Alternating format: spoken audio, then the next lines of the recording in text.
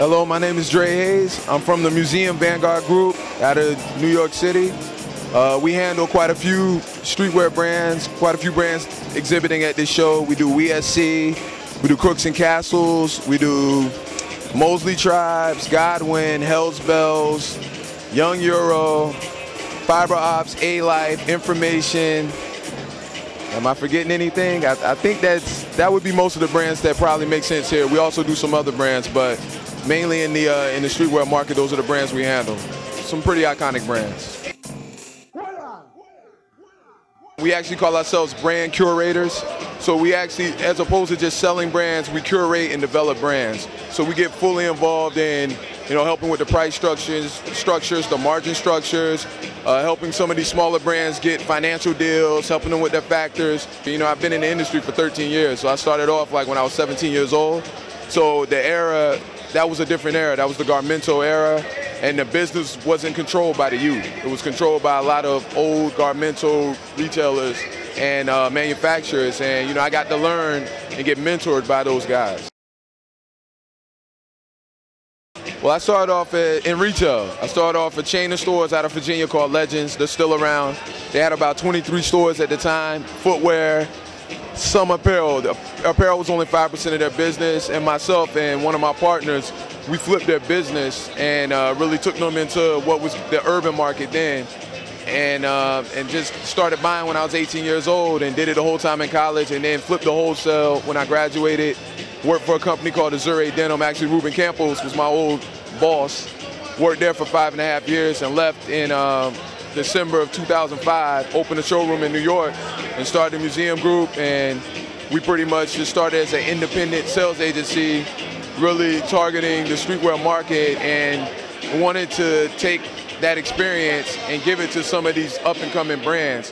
Because I get along well, and my partners, we all get along well with a lot of the youth that's designing these brands. They don't really trust a lot of the old regime, so it makes it easier for us to get involved with them. These are a lot of our friends, and we have the experience to be able to take them to the next level. If somebody wants to take a brand, they want to get to 10, 20, 30, $40 million. If they don't want it to be a hobby, they want it to be a business, we help them make it a business.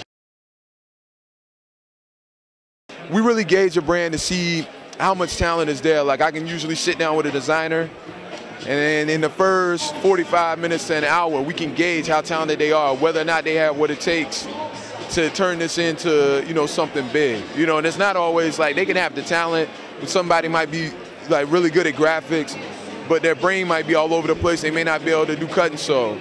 As far as the business part of it, we take care of the business part. Like, as long as they can get on calendar, we're gonna push them to get on calendar. We're gonna help them with that, but the talent has to be there. I can't design. I think streetwear is like the new pop culture, you know what I'm saying? It's like, out in the market, like that whole West Coast premium thing became real big.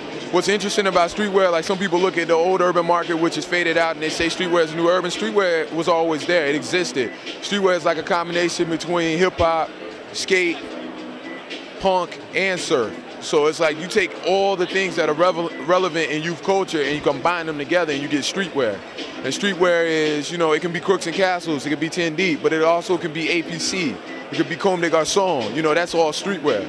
So that's what's so beautiful about it. You have contemporary levels of streetwear, and you have the, your true hardcore streetwear, and then you have your skate brands. So I just believe that it's going to be this humongous market. It's going to be so big for probably at least the next 10 to 15 years. I really see it taking over.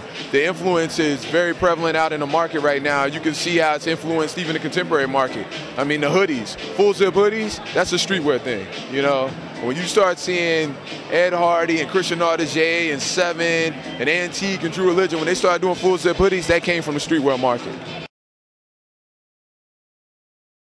Well, it's actually already impacted them. Like you take, Bathing Ape. I mean, Nigo is doing projects with Fendi. Him and Pharrell did accessories and jewelry and eyewear with Louis Vuitton. I mean, that's big. Anytime you have streetwear labels like Ice Cream, BBC, and Bathing Ape doing projects with Louis Vuitton and Fendi, you can see that the influence is definitely there. So I mean, the influence is definitely influencing what's going on the runway, and they're actually taking cues from what's going on in that market. You take a brand like Comme des Garçons. Comme des Garçons is I mean, that's ready to wear, but that's, you know, parts of that are about as close as you can get to runway as possible, and it is heavily influenced by the streetwear market.